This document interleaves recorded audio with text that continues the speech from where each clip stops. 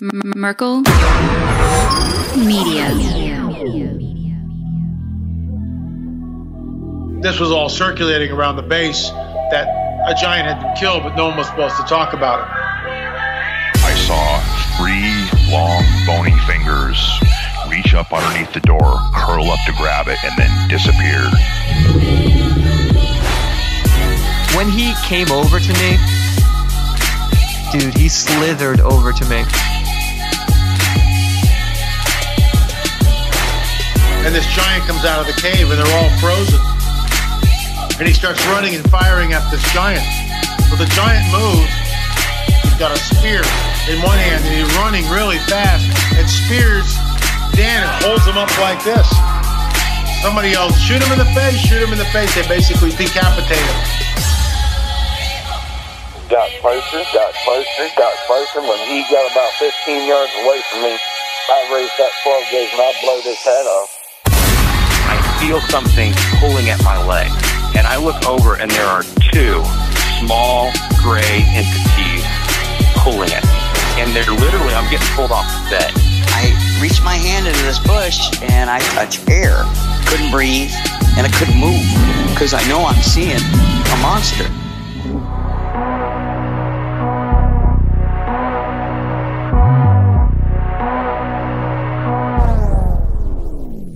Yep.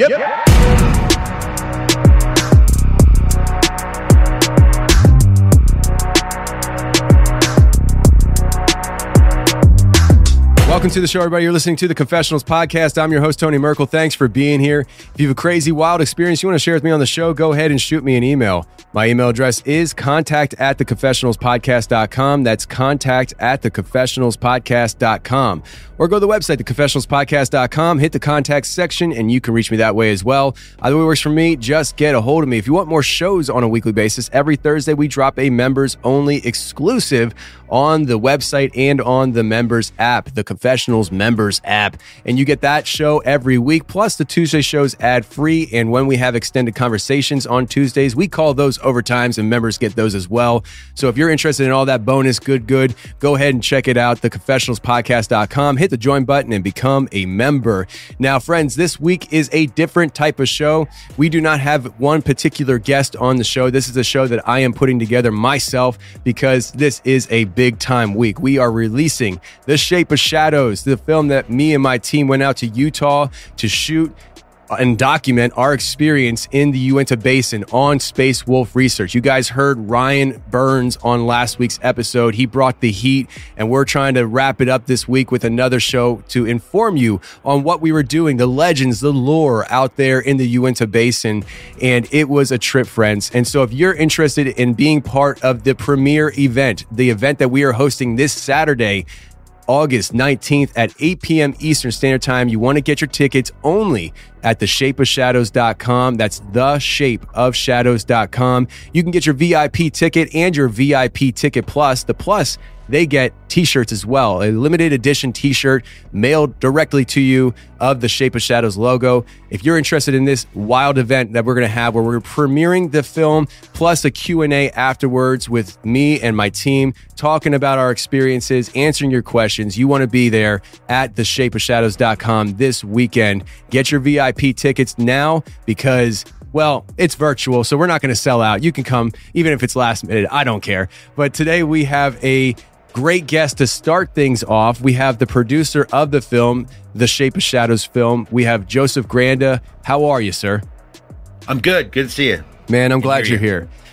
So, Joseph, man, you and I, we started talking after you and I interviewed each other. Well, I interviewed you for episode 420, I believe. Yeah, because every time I say it, you're like, easy to remember. Everybody remembers 420.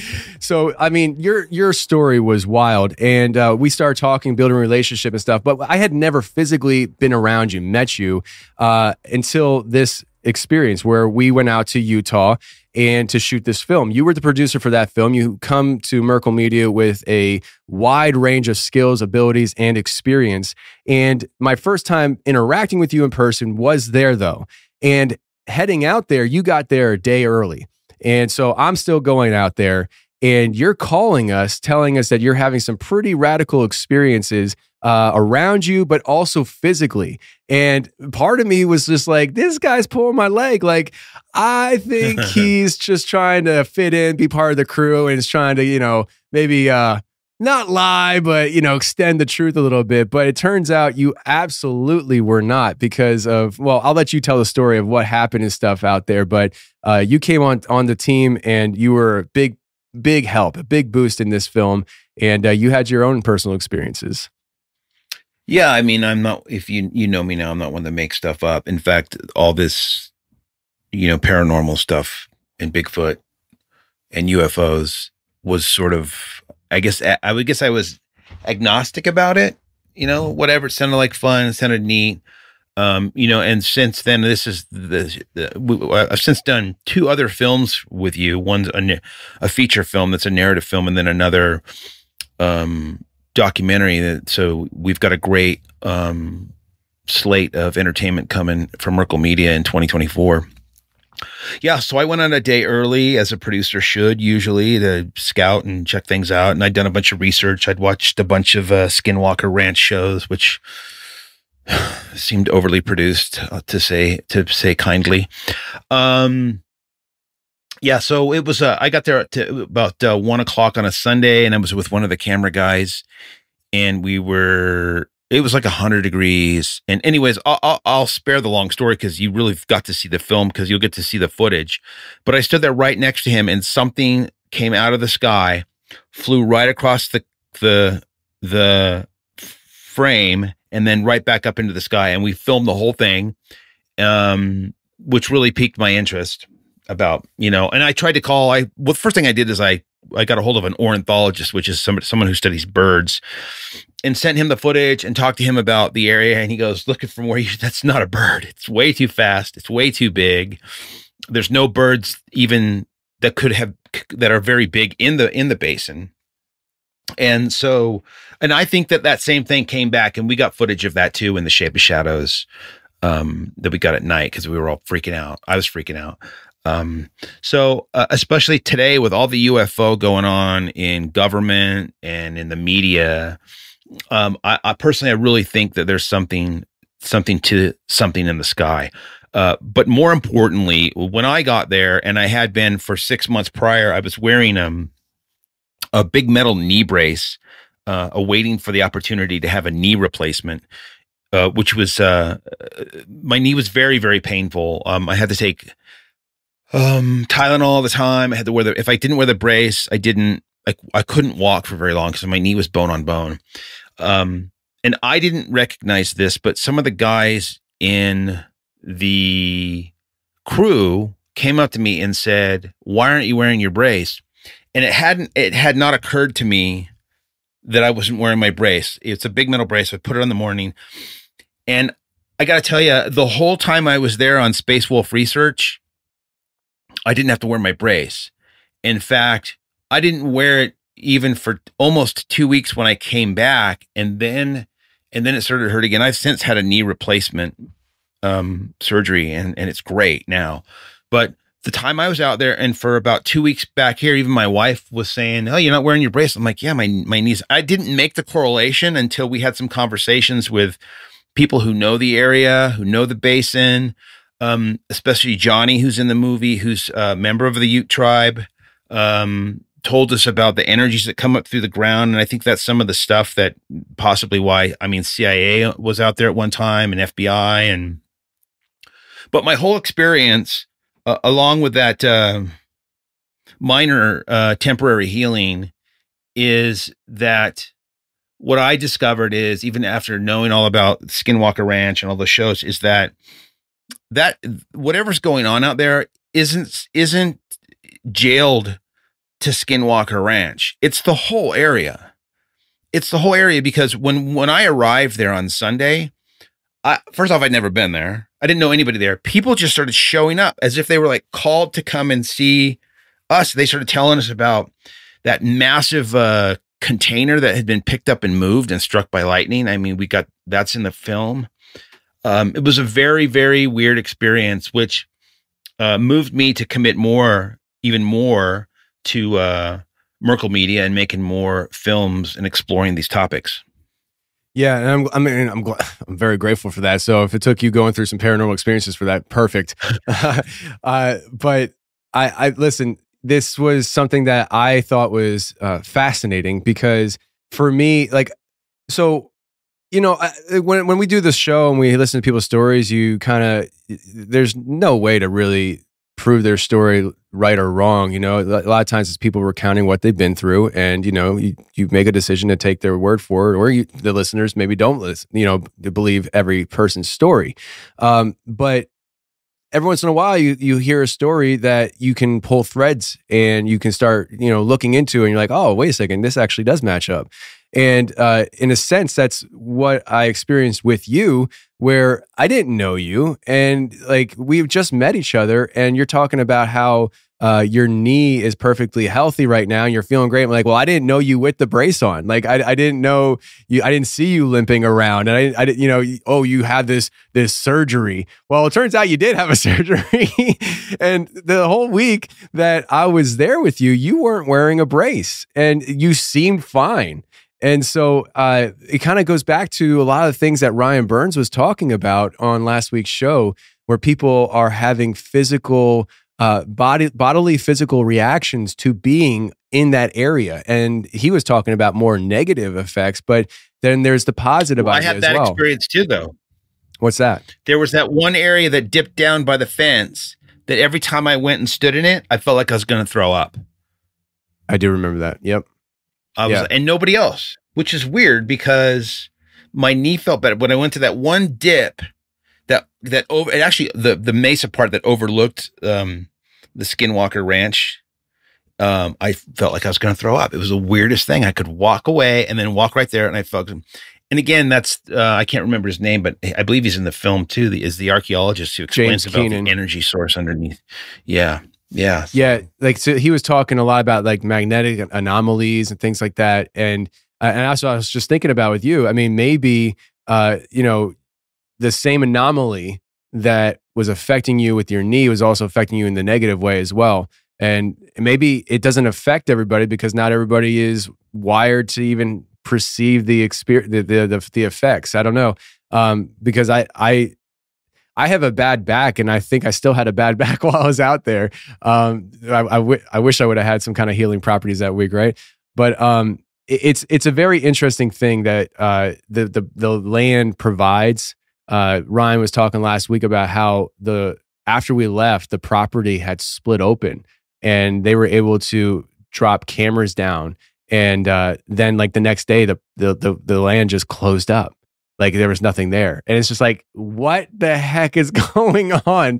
And so whatever is causing the ground to open up, I'd imagine that kind of stuff might have been something that affected your knee too and stuff. I mean, did it make you a believer in the area, or at least somebody that questions maybe there is something to this crap?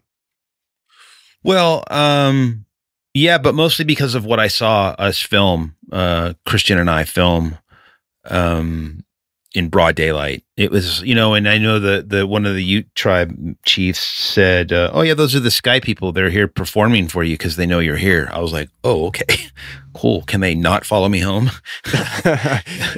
Yeah, probably not something you can negotiate. We were talking about hitchhiker effect and things like that. So, fortunately, as far as I can recall, nobody had a hitchhiker effect from that experience. Maybe we did from the first film, but not the second. But yeah, Joseph, you mentioned about Johnny. Later in this episode, people are going to be able to hear Johnny. I have some audio from when we were walking down by the river, and he was talking about the different creatures that pop up in that area, including the water babies. And the redheaded cannibals. The redheaded cannibals, water babies, horsemen. Like, I mean, it's just the area is rich with legends and lore. And we're going to now transition into the first clip of Bo Standing Rock. Now, Bo Standing Rock is somebody who contacted me well before we decided to go to Space Wolf Research to do a documentary. And it just so happened that it lined up where him and I were set to schedule to record shortly before I left to go to Utah. And I was like, wow, this is pretty synchronistic. And so I held on to that interview. And the unfortunate thing is that somehow, I don't know what happened when I interviewed him over a year ago. The audio files were kind of crappy, and they got like some, but not all of them. And maybe this is paranormal in itself. But well, yeah, because I know what he talked about, so possibly it is. There's a lot of electronic stuff that I've since learned over the last year and a half with you guys that technology plays a big part in the paranormal.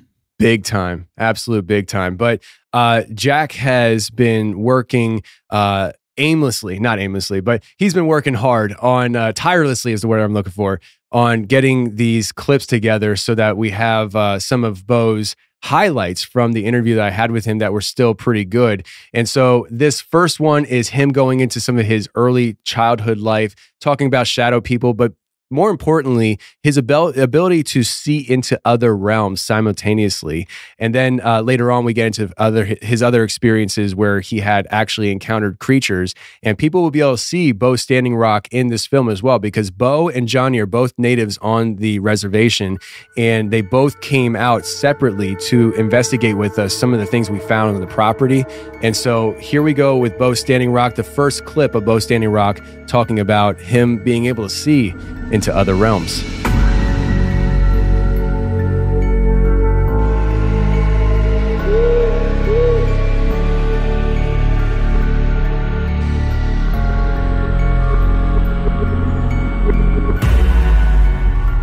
Let's start off with let's start off with the shadows and the ghostly people and spirits.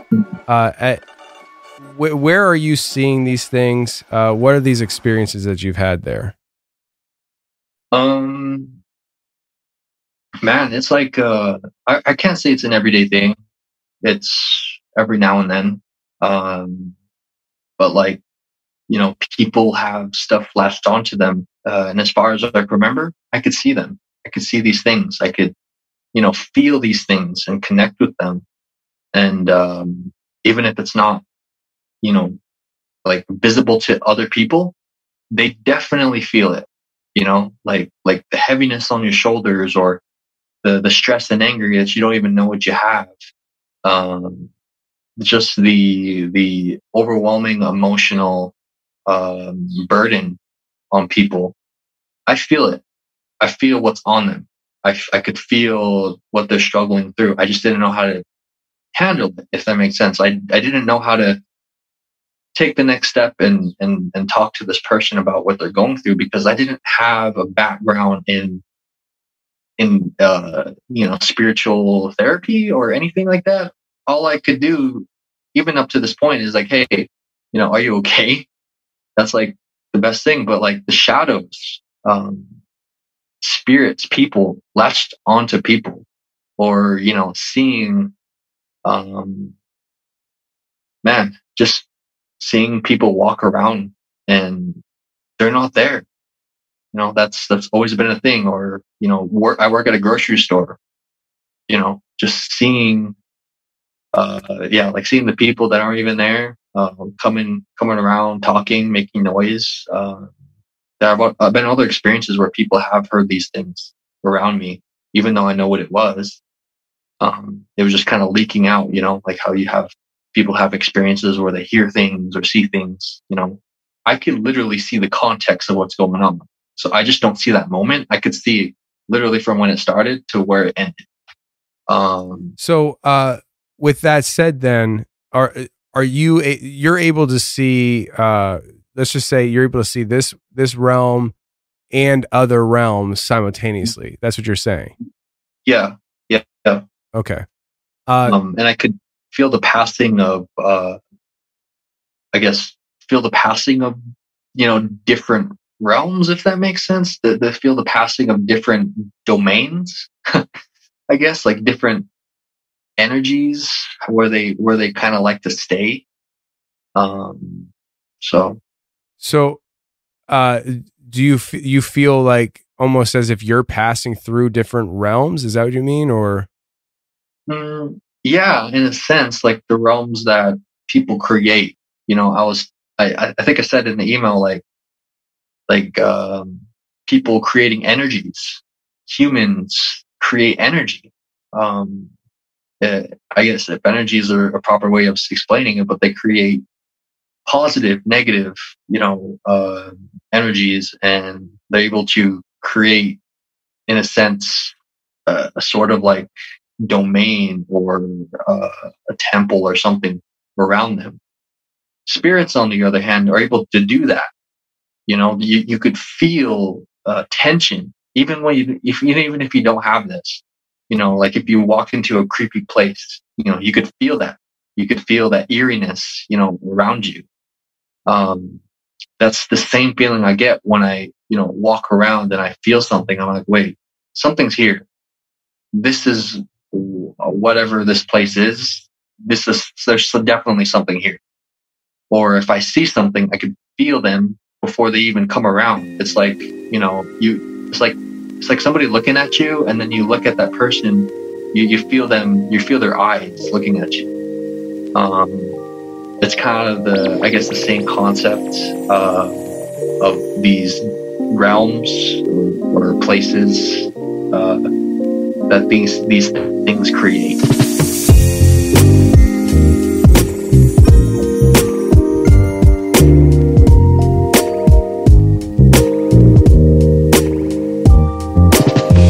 This show is sponsored by BetterHelp. Listen, as a former trucker, I've had plenty of time spent alone with my thoughts, though that is very beneficial as it can also drive you mad when you are trying to figure out which way is up. Your own mind becomes a revolving door of the same ideas and thoughts that lead to a less than desirable outcome. BetterHelp would have been something that I would have found extremely helpful while angrily sitting in a dock in North Philly at 9 o'clock at night, waiting to get loaded so I can go home and kiss my kids while they sleep because I missed another day of seeing them while they were awake. Life hits from many directions and it hits hard. BetterHelp is here to help 24 hours a day and remotely. So it doesn't matter where you are. You have the help you need on hand always. It's extremely beneficial to be able to talk with someone who is qualified to work you through tough seasons in life to be able to better cope with whatever the situation is. It empowers you to be the best version of yourself. It isn't just for those who've experienced major trauma. If you're thinking of starting therapy, give BetterHelp a try. It's entirely online, designed to be convenient, flexible, and suited to your schedule. Just fill out a brief questionnaire to get matched with a licensed therapist and switch therapists at any time for no additional charge. Let therapy be your map with BetterHelp. Visit betterhelp.com/confess today to get 10% off your first month. That's BetterHelp, HELP.com/confess.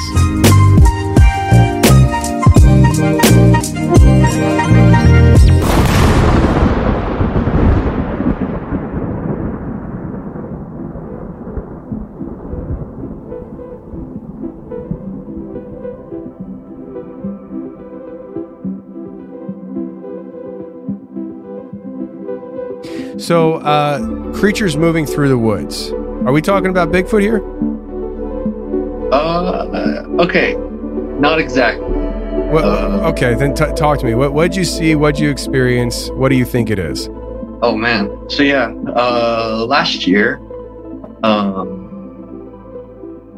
the beginning of June, all right? So the beginning of June in the Uinta Basin here, Uinta Basin, again, just in case you forget, there is a place called Uinta Canyon. It's a big, amazing place. It's so beautiful up there. So I was at the trailhead of the Uinta Canyon. It has a horse place. You could tie up your horses or whatever. There's a lot of parking, whatever. It's a trailhead. What else do you need?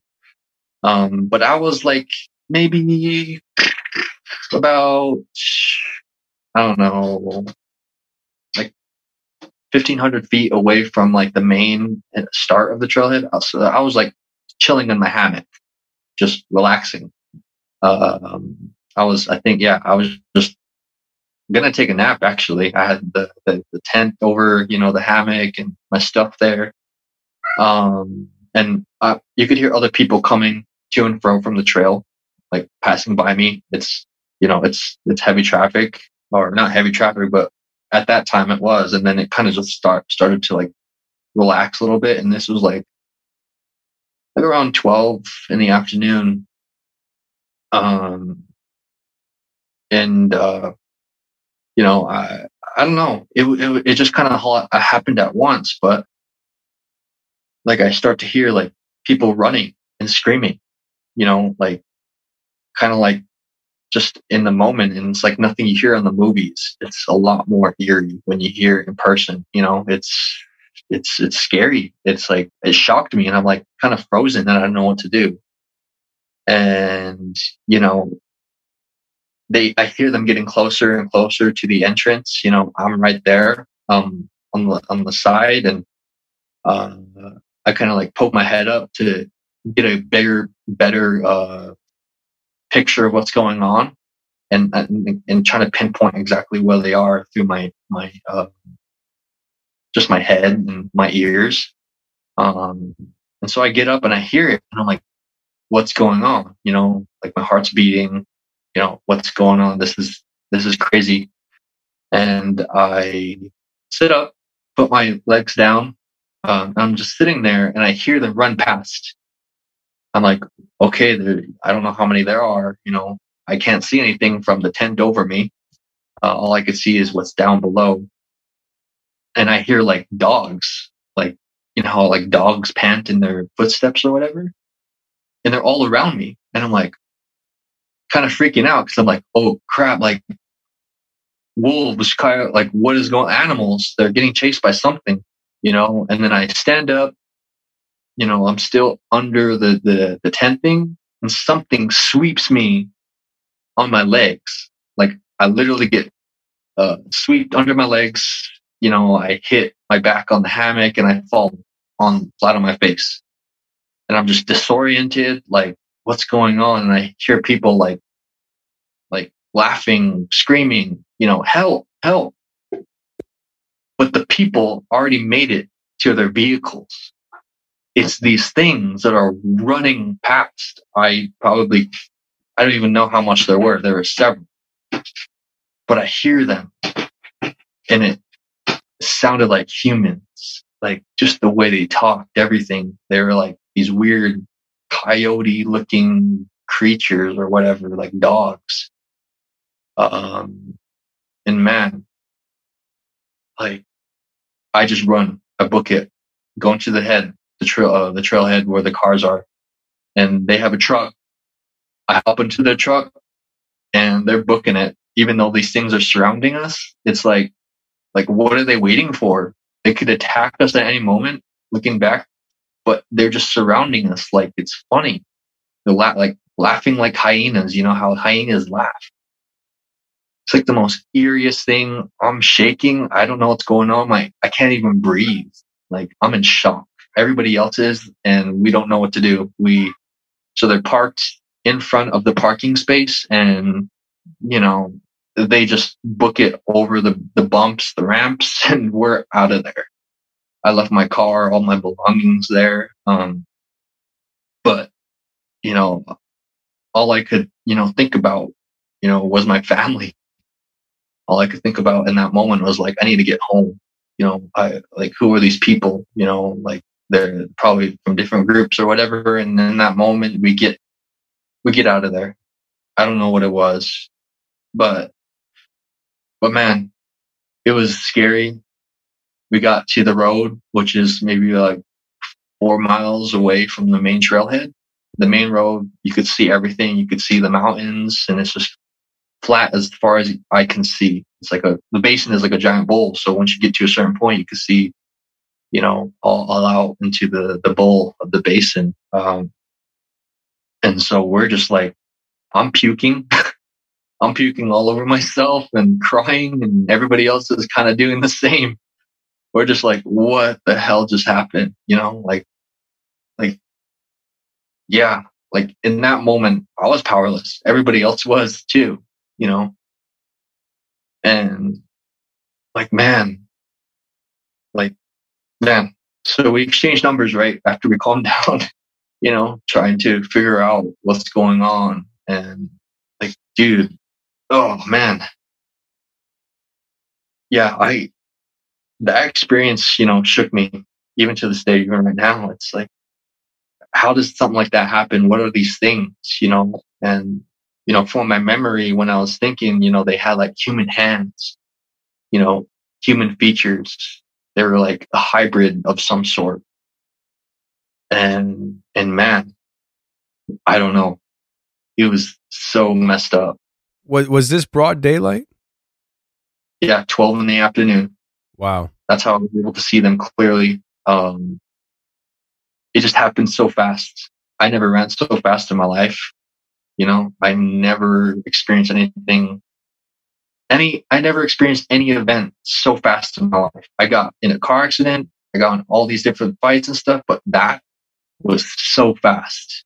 You know, yet I was still able to feel it in slow motion. It was like a bad dream. Like you're trying to run, but you're in place and you're stuck and you can't breathe.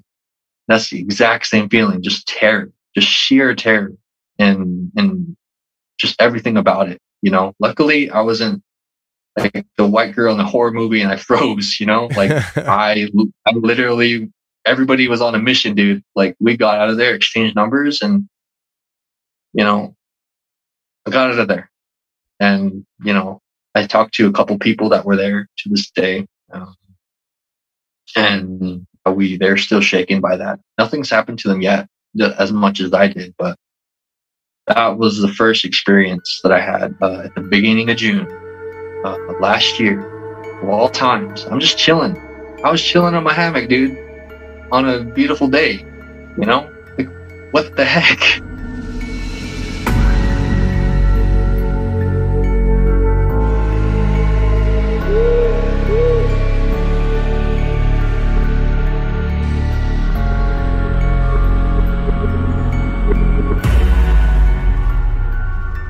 All right, everybody, that was Bo Standing Rock and his wild experience with these creatures out in the forest. And we're going to get into that here in the next clip as to what these things looked like and what they could have been.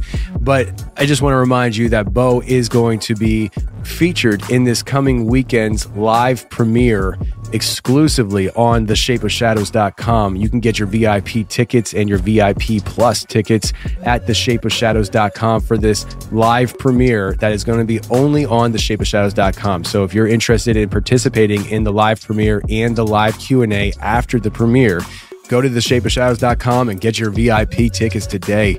Now, we have Bo coming up here on the next clip talking about his experiences with these creatures and what they looked like. And we make some connections that kind of caught him off guard. So let's get to it.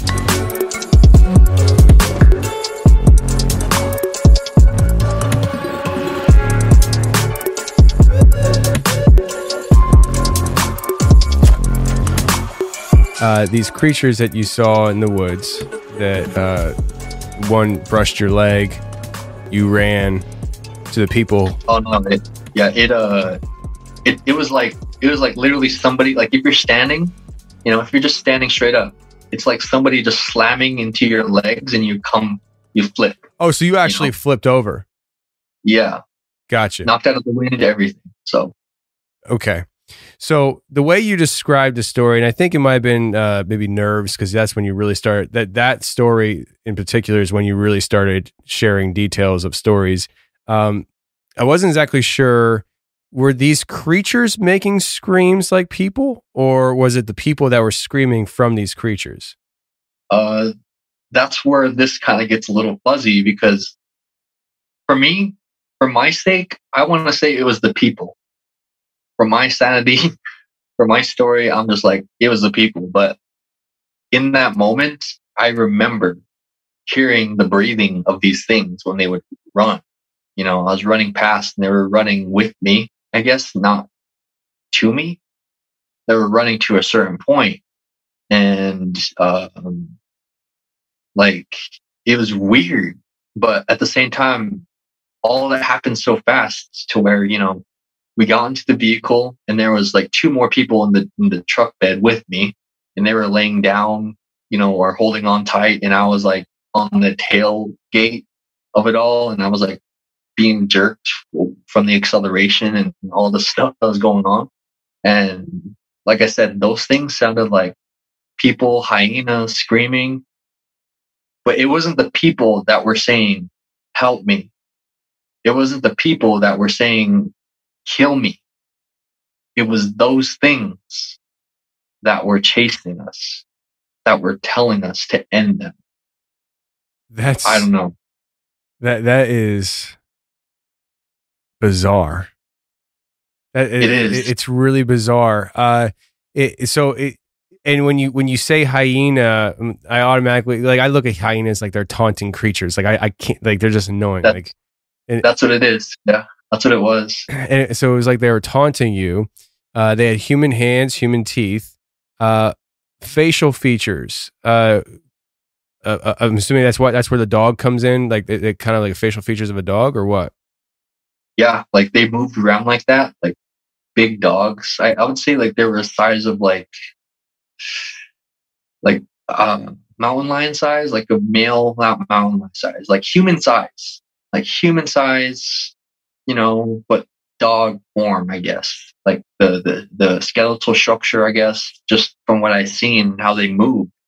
Everybody's seen a dog run. Everybody has in their lives seen some form of an animal like that run with 4 legs, But when I looked at them closer that night, they had everything like a dog has, hands. It was literally like somebody skinned a dog and attached, spliced human features onto these things. They had the long nose though, kind of like I would say like medium sized nose, snout, whatever. I didn't get to see the eyes, the ears of a dog, but just everything about it was just out of the ordinary. It just didn't look right. It just didn't sit right. But I knew they were real because of the smell. I thought it was all fake. I've smelled dead things before. I know exactly how things went and how they looked in a certain light. But that day, it was kind of blurry. All I could hear was my thoughts racing and whatever they were saying and the people in the vehicle. But I know that, those things were something else entirely. Did they have hair like a dog, like a full body of hair? Mm-mm. Like I said, they were skinned, like just gotcha. Their skin looked like rubber. Yeah, they probably had hair here and there, but I didn't see anything. With the no hair, the human hands,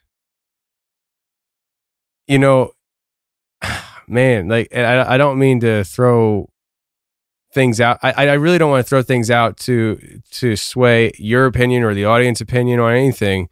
But what I mentally imagine a rake looking like sounds similar to what you describe.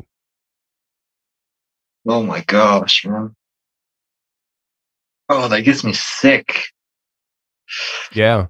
I mean, like, because what I've had rakes described to me as, what people have sketched them to be, are these thin humanoid looking things that walk like dogs and have distorted faces and heads.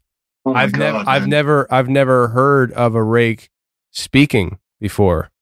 In fact, like I don't think I've ever talked to anybody who's gotten close enough to a rake to have an experience like that. But it just makes you wonder, and especially being in that area where everything goes as far as the paranormal goes. It just makes me wonder if that's something there. And I'm not trying to put anything into your head, I'm just throwing it out there. I didn't think of it that way. Like when I have these experiences, I don't put, creatures into my head for these things. They're their own things. And like, I mean, even then thinking about that and just the aura that they give off, like, can you imagine somebody coming up to you, yelling at you, crying, saying to kill me? Like somebody just running up to you saying, kill me, crying, weeping, laughing, manically. That's the kind of aura. It's like evil. Like it's evil. Like nobody wants that. Nobody wants that kind of taunting. Like nobody wants that in their lives at all.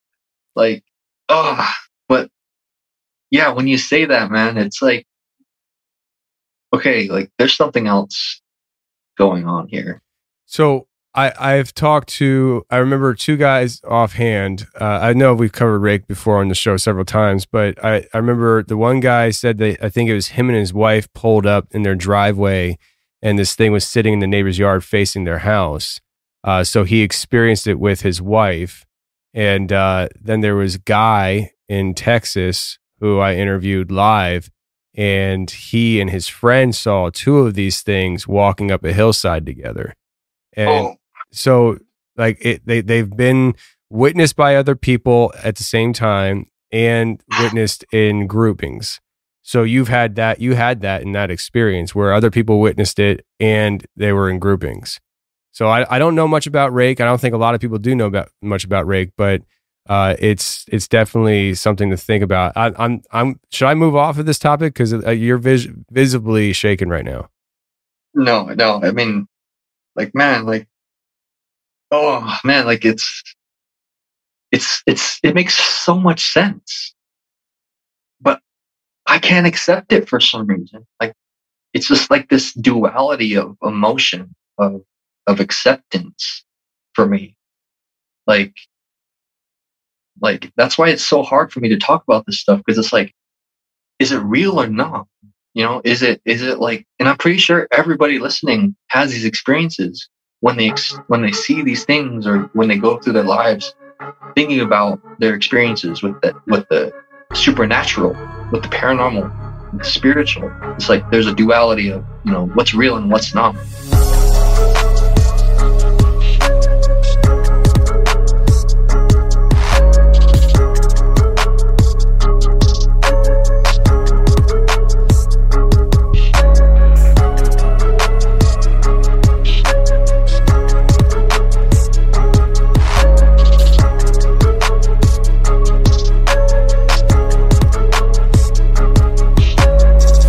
All right, everybody, that was Bo Standing Rock and his descriptions of these creatures from that night. Terrifying experience, and it doesn't stop there. You see, Bo, he is somebody who has been exposed to the supernatural for his entire life, essentially, and he's learned to deal with it. But the fact is, he has had many experiences with the paranormal, the supernatural, the cryptozoology, and that's what we're going to get into next here with this experience. The former one with the creatures, who knows what the Rake creature is? We don't know if it's a cryptid, if it's a demon, if it's a little bit of both, if it's an alien. But when we're talking about giant winged creatures, that sits comfortably in cryptozoology, and Bo has seen that as well. So let's get to Bo and his description of this giant winged creature that he experienced in the Uinta Basin.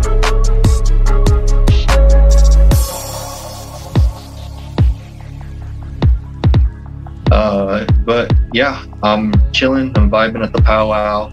It's only been 2 days, and you know, the second day, it was like 11 at night. The powwow's still going on, they're still doing their contest, and it's at the same time as a fair that's going on right next door. For those of you who don't know, a powwow is essentially a Native American celebration where they have different dances and different categories of dance, different singers, and it's more like a contest than anything. It's not ceremonial at all. It's just more for fun. You could look at it at your own time. It's pretty amazing. If you don't know anything about us as Native peoples, we're not all the same, but it actually shows the differences and uniqueness that we have. But I leave 11 at night. And I'm like, hey, I want to go to Missoula. I was potentially going to go to Missoula, that same place where I seen the green light, to see some friends the next day. But for some reason, I wanted to go at 11 at night, and it's like a 4.5 hour drive away. I'm an insomniac already, so it's no problem for me to like want to just stay up all night driving. So I leave, and yeah, like not even 20 minutes outside of Havre, which is the town that where it was, not even 20 minutes out. There's a place, or once you get out of Havre, it's just flat as far as you can see. Just nothing, just farmland for hundreds of miles. And that's just the beauty of Montana. That's just how open it is. But yeah, I'm driving and there's two other cars in front of me. And then there was obviously more cars, and it was during the time when there was a lot of heavy wildfires, you know. So it's just foggy. It just looks like fog, but it's just like the smoke. And it's like it's heavier fog than it was the last couple of days, fortunately. But or smoke or whatever. But yeah, we're driving and I see the two cars in front of me. They're probably, you know, like a good ways away. And I see them swerving, you know, like you see something on the side of the road and you turn, you know, into the middle just to avoid whatever's on the side. I see them do that, but they do it like a swerving motion, and they put their brakes on really fast and they stop. And I feel like something pulling on the wheel, you know. I'm just like, whoa, like wind, you know how wind pulls your car. That's what I feel. And I slow down so fast. I don't know what's going on. And like, I'm trying to get to where the cars are because they've stopped near each other, almost near each other. And I stopped near them at the same distance. And I'm just like, what's going on? Because the wind's going crazy. And literally just a few days before I got to my home, there was actually a tornado warning. There's never been a tornado warning ever in my life of living there. There's always been 100-mile-per-hour winds, you know, seasonal winds like that. But there's never been a tornado warning at all. That was bizarre to hear that there's actually tornadoes pulling semis off the road and everything. It wasn't windy when I was there. It wasn't windy during the powwow, but for some reason it just got crazy. Stopped. Literally seen cars in front of us stop too. And then you just see the smoke clear. Like just a blink, just, you know, like sucked out of existence, and you could see everything. And you know, the wind kind of halted, like a dead silence.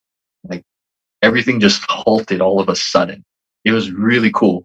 But also really scary because we don't know what was going on. And so, you know, I don't know. It was weird. I feel it. I felt it. And then all of a sudden you feel that wind pick up again, like a wave, just like so intense. It just pulls the cars off the ground, not heavily, but like just you could feel yourself being lifted up. And then you could hear it like wing beats, like you hear like, I don't know. I open the window, I look outside and I see it like going on the left side or the right, going towards the right. And I open that window and I'm like looking, and you could see it. Freaking giant bird, dude. Like huge. I don't even know how big it was, but it was huge. All I know is it was huge. And everybody else was like, what the heck is going on? This fog is cleared up, you know. You could see like the fog, like waves in a distance, like wherever the path it was going, you could see like it cleared out that area, and the fog is, you know, coming back, you know, probably. And it did, but you know, I get out of my car regardless of the wind, and I'm just marveling at what I'm seeing. You could see it still. It's like darker than the darkest night. But dude, that thing was incredible. Like I wasn't even scared. Nobody was scared. Everybody was just like, what the heck is going on? You know? And we're just sitting around talking about it. The people that I'm with, and, you know, the cars that are there stopped. Cars that are driving by, still driving by because they don't know what happened. But, you know, like, dude, it was an experience. That was crazy. So what you're saying is that you saw a giant bird. Yeah. And you weren't the only one to see it. And you weren't the only one to acknowledge that you saw it. So other people saw it too. So you say it's a big bird. You just said you didn't know how big, but it was big. In the email, I'm assuming this is the part of the email where you described it as you saw a mountain-sized bird. Is that what you were talking about? Yeah. Okay. Yeah. So like I could, like, from where I was on the road, on the highway, I could see the mountains where the reservation is, right? I could see how big they are. I seen them all the time growing up, literally see them every day. So when I compare that size to that bird, of the size of the mountains to that bird, similar size. Scaling of it was immense, but not like ridiculous. But it made sense. And there are some places actually on our reservation in the mountains that haven't been explored yet. So that just tells you, you know, what that thing is or what it's about. So you're saying where you're at, it's so large that there are areas that people haven't really explored at all. Basically.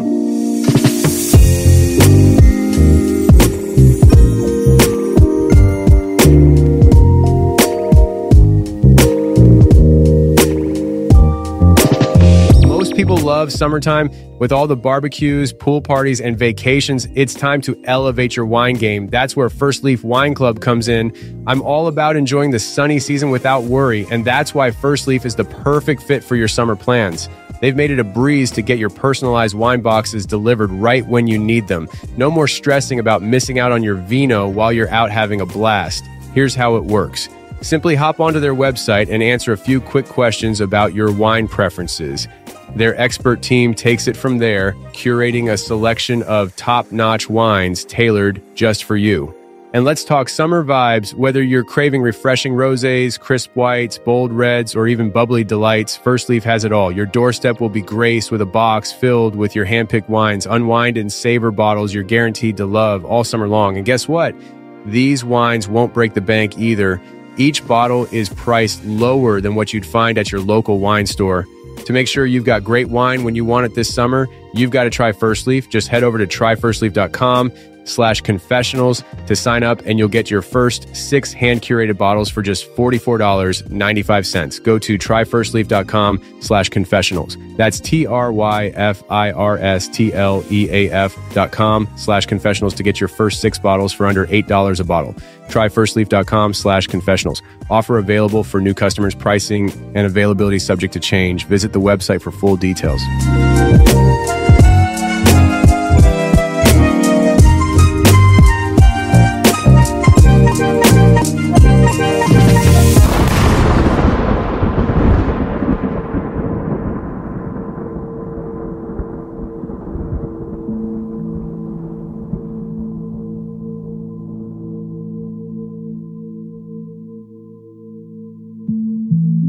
In a distant location lies a place known as Massacre Rocks, outside of which stretches a somber and unsettling terrain.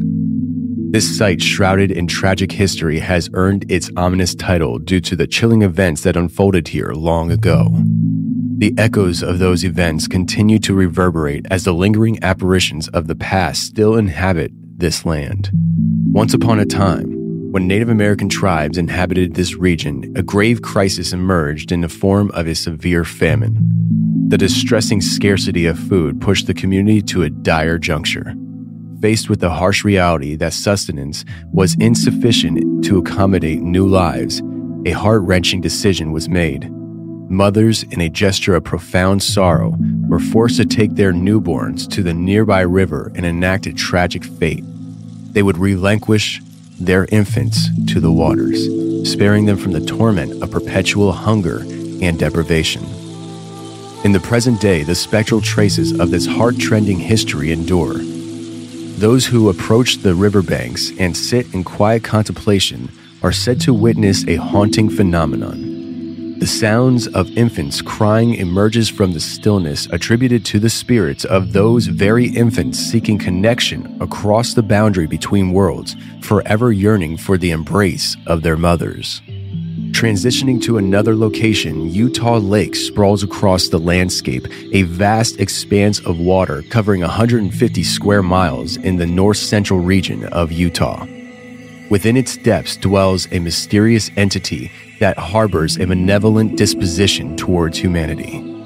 Within the narratives of the Ute tribes, tales surface of a peculiar race of beings inhabiting the lake's waters. These creatures, referred to as water babies, earned their name through a calculated ruse that preyed upon human emotions. Mimicking the cries of infants in distress, these creatures lured compassionate souls into their trap. Benevolent individuals compelled to rescue the imagined babies ventured into the lake only to meet a tragic fate as the nefarious water babies dragged them into the depths. Yet even escape from the clutches of these malevolent beings did not ensure safety. A fearsome man-eating creature held residence within the same lake. Accounts of this creature first surfaced shortly after the conclusion of the Civil War, when a resident recounted a harrowing encounter with a massive reptilian entity. This creature, measuring an astonishing 30 feet, gave chase to the witness, driving them to the safety of the shoreline. In a bizarre twist, the pursuing creature joined forces with another one of its kind before disappearing underwater. Subsequent sightings added layers to the mystery with the descriptions of a creature featuring a canine head atop a gargantuan reptilian body. In 1870, fishermen stumbled upon a perplexing skull with protruding tusks, further fueling the tales. Reports of these sightings persisted from the late 1800s to the 1920s before gradually waning. Caution benefits those who traverse the vicinity of Utah Lake, where treacherous entities ranging from malevolent aquatic beings to the lingering echoes of bygone tragedies converging to create an aura of menace amidst the tranquil waters.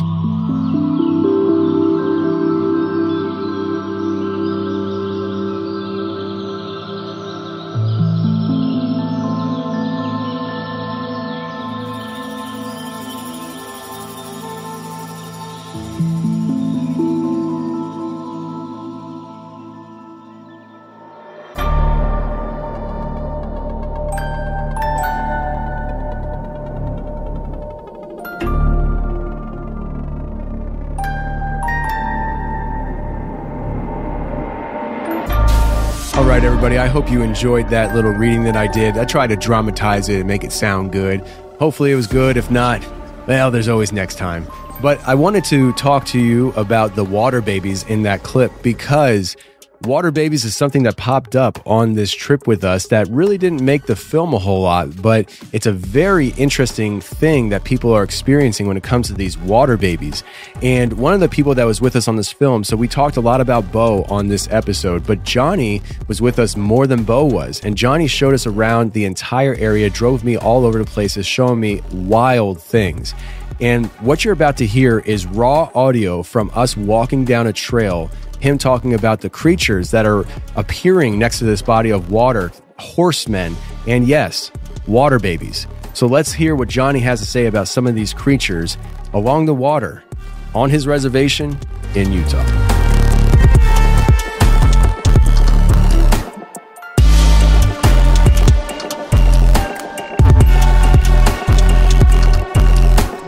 And then sometimes you have state fishing game or tribal fishing game use this road, but there's been many stories of, just strange sightings on this road here, and in conjunction with this river as well. It seems to fall because this road follows the river. Yeah, we gotta be careful too. Once in a while, you might get a big truck coming down over. Yeah, so the thing that they see, there's several things. I don't know. I don't really want to see it, but it's a hoofed man. And there's also one that they can't really tell. Some people say it looks like kind of like a horse or like a goat kind of head. This is different kind of animal. Do you think that could have something to do with the prints that we saw before? It could. You kind of have to piece things together here because there's no manual. So I always think about that too.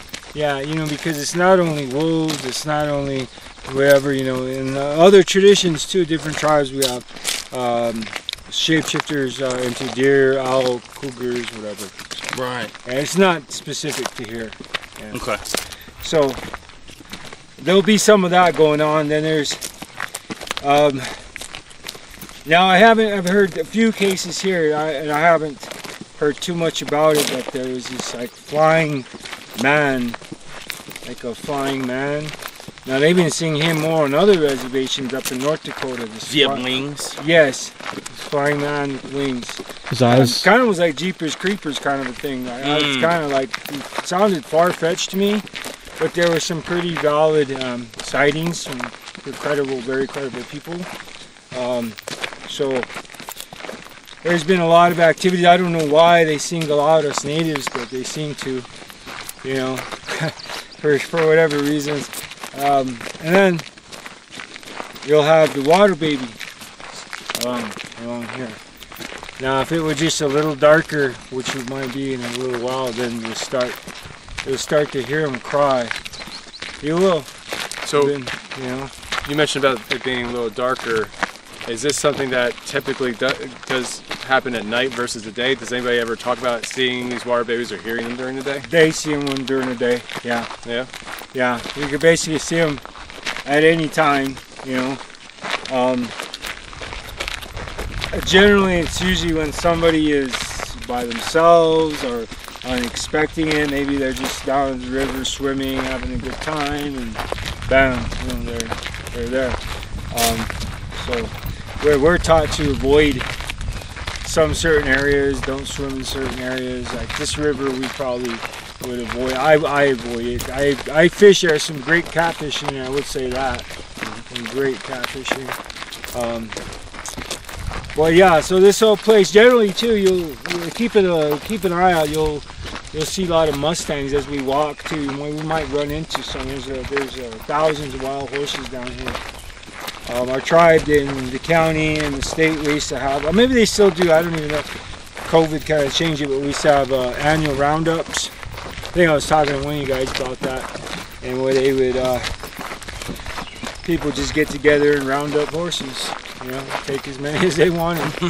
Yeah, one of my uncles, several of my uncles, they would get some really nice horses, Spanish stock. A lot of these are leftovers from the conquistadors. Beautiful horses, some with some Arabian blood and all that. It's really cool.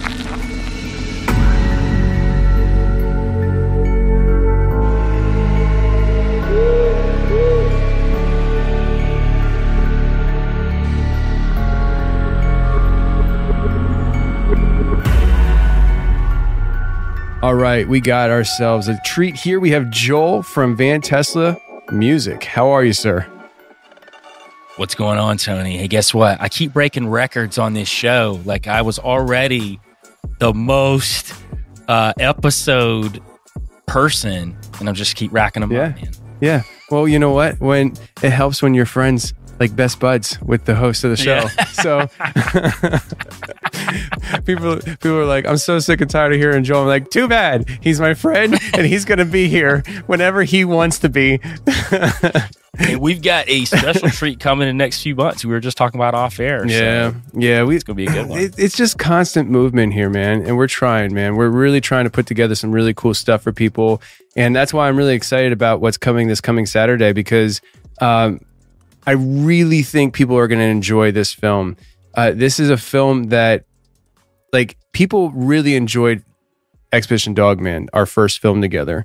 And yeah, we went out there with no plan, and we put together a film, and people hit it hard. I mean, before we really had any clue what we were doing with the film stuff, we released it on YouTube because we were just like, well, we don't know what to do with this. Thank God for Joseph Granda and coming along and kind of being like, okay, guys, here's the deal. You know, he's like, you guys don't know what you're doing. Like, we're gonna fix this. And so it's going to go on Apple TV, Tubi, Amazon, all that stuff, right? But before that, in 2 months, that thing got over almost 200,000. Oh, yeah, it was almost 200,000 views on YouTube. It was more, Tony. It was closing in on 3. Yeah, well, whatever it was a lot. And so people seemed to enjoy it, which was cool. And this one, I think people are going to enjoy even more. And because we went out there and we caught UFOs on multiple times, UFOs on footage. We got witchy ritual stuff on footage. We got tracks on footage. We got petroglyphs on footage. we got chased by feds or men in black or who knows what we got chased by, and then we wound up chasing. I mean, it was a fun film to put together, and it 2 for 2 kind of thing. Actually, it's 3 for 3, but people don't know about that yet. But because we got another film coming out that we just shot, but 2 for 2 coming out kind of thing, where we go out and we put ourselves in a situation, and it just kind of unfolds around us, and I dig it. What was like the thing about that trip that stood out the most to you?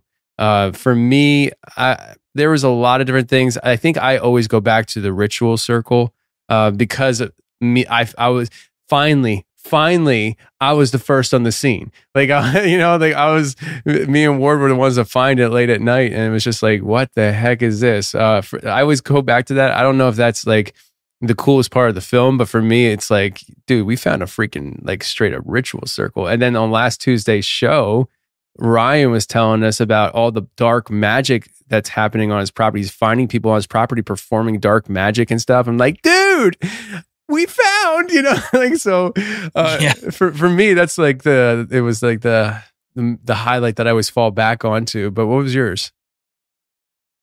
Being chased by government ops, or whether it was reservation people that were looking into what we were doing on the property, or 3 letters. I don't know. I just know that it was definitely somebody following us. And I think for me, and how my mind's always geared, that just amplified everything else we'd already seen. The UFOs, the ritual circle, the weird talking in the woods that you heard, stuff that's not on the film that people don't know about. There were little girl voices that were talking in the woods to you, and just things that were happening on that property. It amplified that, because it's like, well, there's something that doesn't want us looking into this stuff.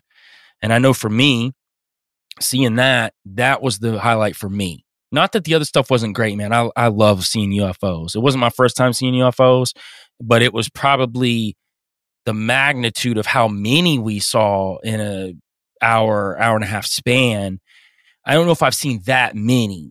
I've seen a massive, what looked like a triangular ship with smaller ships going in and out of it, but I didn't see close to 25, 30 in the sky at one time, which we saw.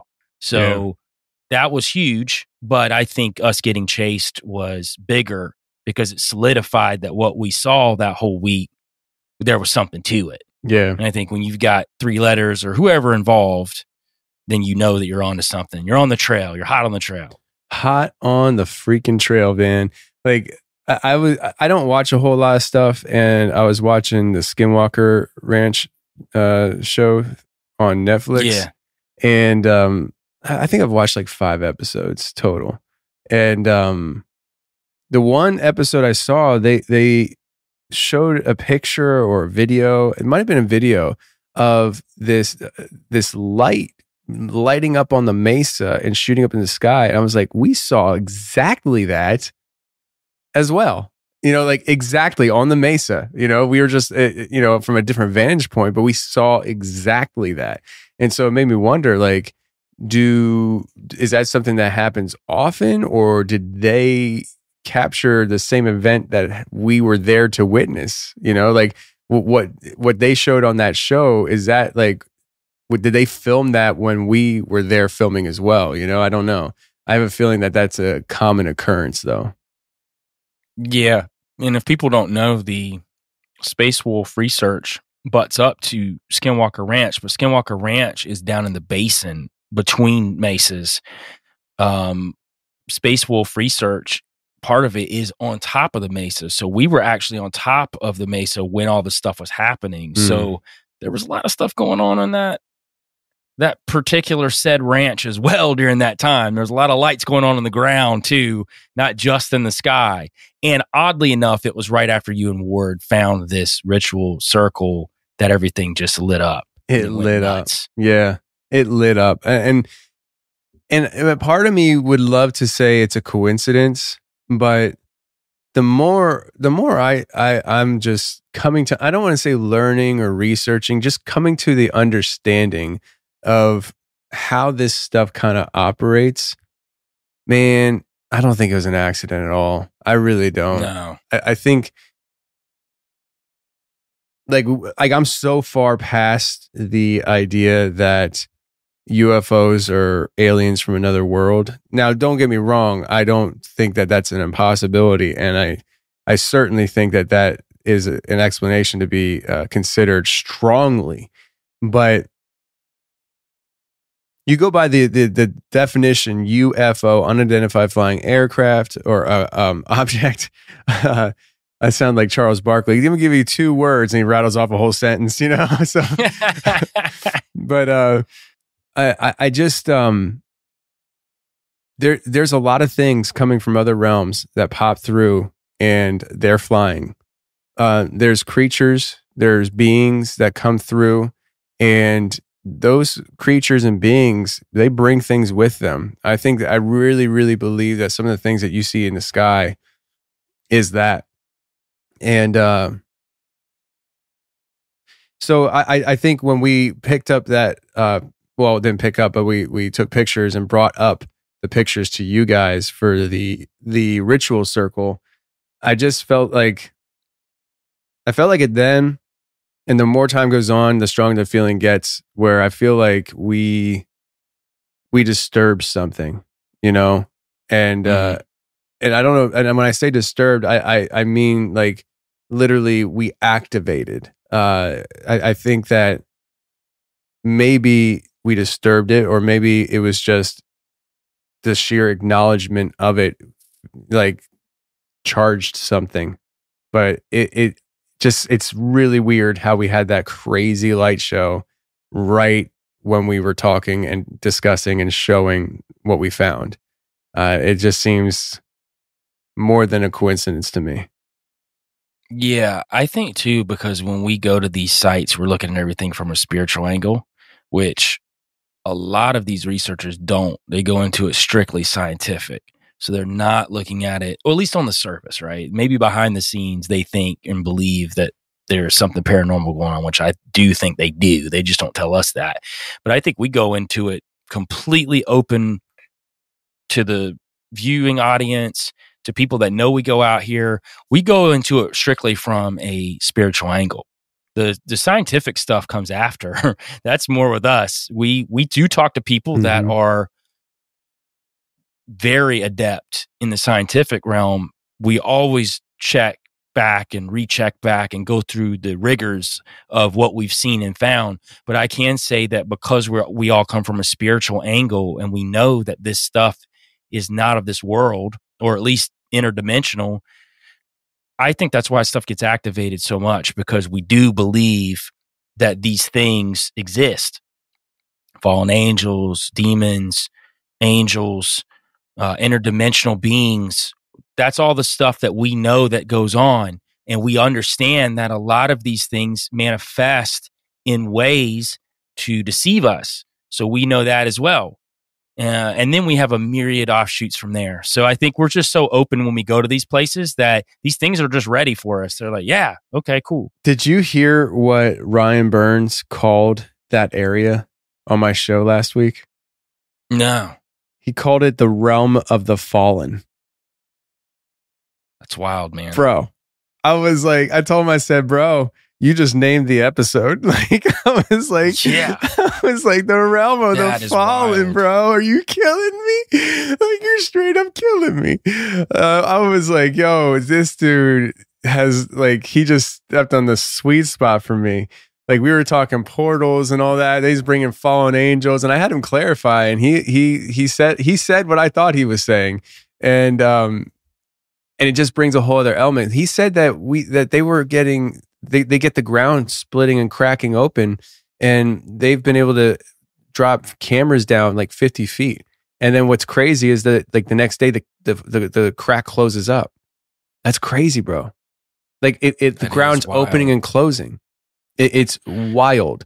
But then you start digging into what they've said about there's tunnels and tunneling systems underneath Space Wolf and Skinwalker Ranch. There's a lot of talk of that, even from the natives. So what's going on underneath in these areas that is probably government, maybe combined with quote unquote aliens and alien technology, but it's really fallen angel activity that's going on under there. Maybe even some Nephilim research as well. Hey, you know,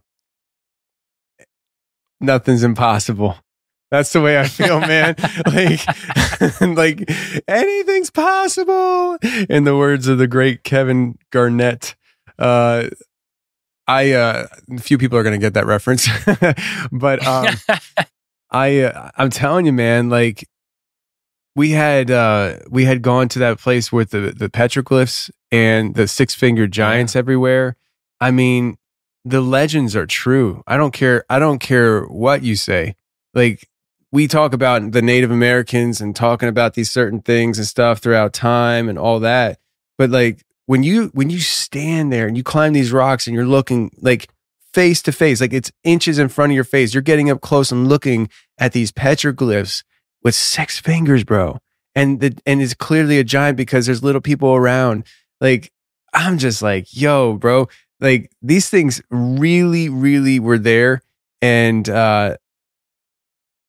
I'm telling you, man, the Uinta Basin is a magical place. It's a magical place.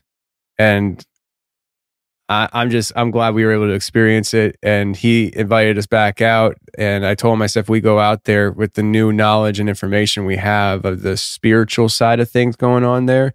Dude, we might spend a week where we just straight up do some spiritual warfare out there and just see what's up, you know? And like, just bring the hammer and start smacking the fallen around. And he's bringing up fallen angels. I'm like, bro, I got something for you.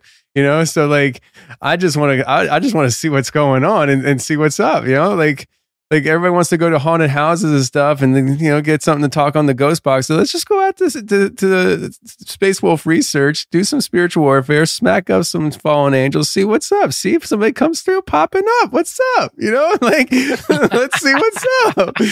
So I don't know, man. Like I would love to go back out there one day. Obviously, it's not something that we're going to do anytime, you know, in the near future, but it's definitely something I wouldn't be opposed to at all. So the way to justify that is for people to enjoy the film. So, you know, we need people to show us that you're interested by getting the film and enjoying the film. If nobody likes the film or watches the film, then I'm not going back to Utah. So, right. Yeah. So speaking of the film, though, you made, and this is the first time you've done this, and you're going to do more of these things, but you're putting together an entire album based off this trip, a musical album. And so if you could just tell people about it.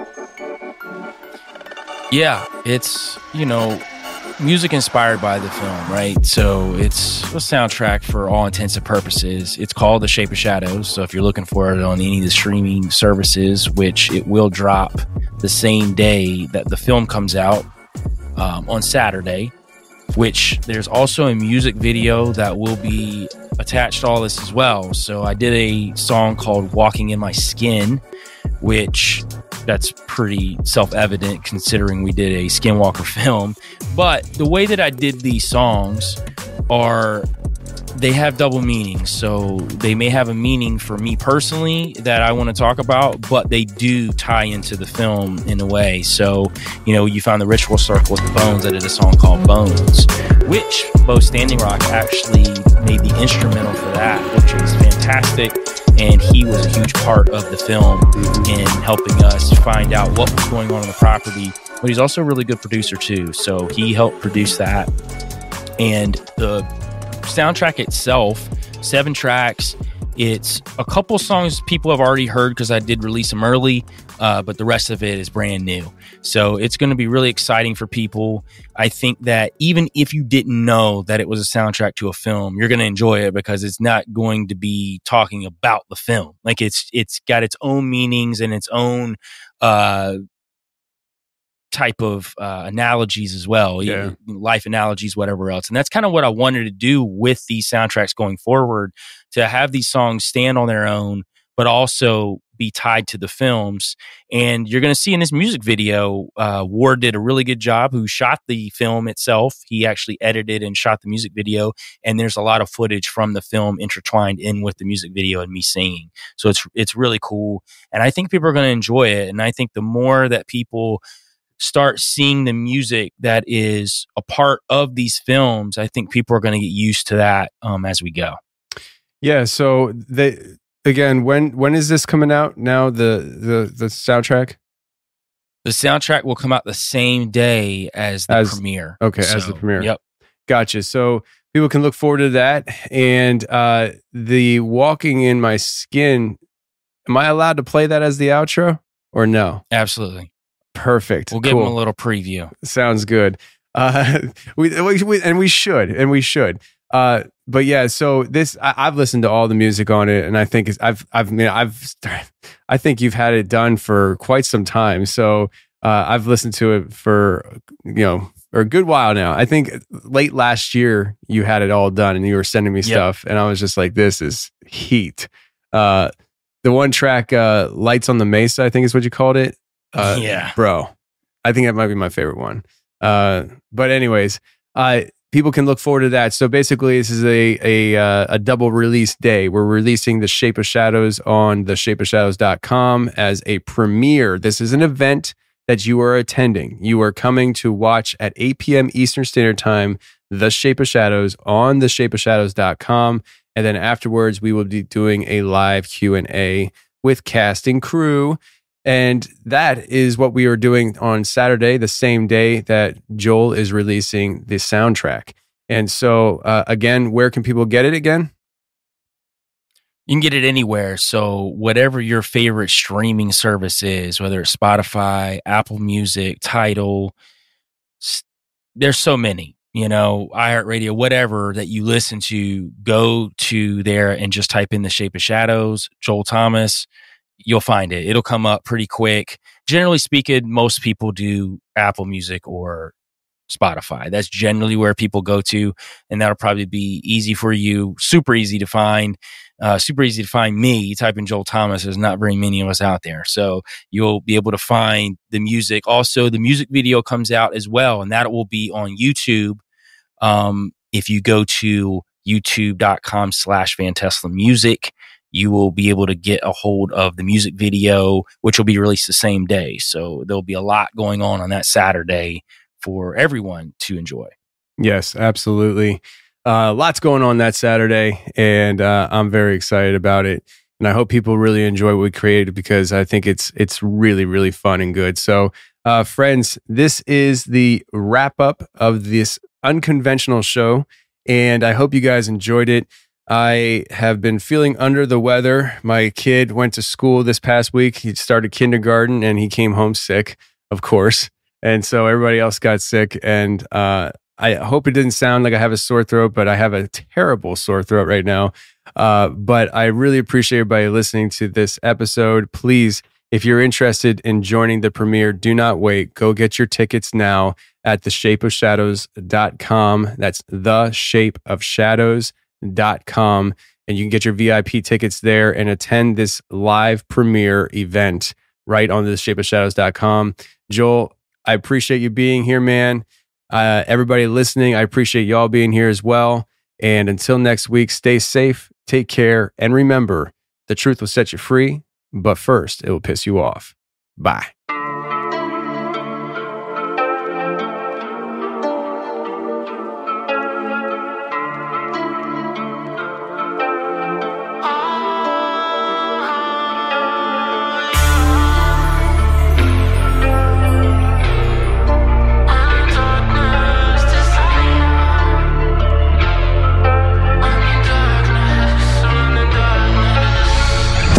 I'm only getting by, and I don't know the why.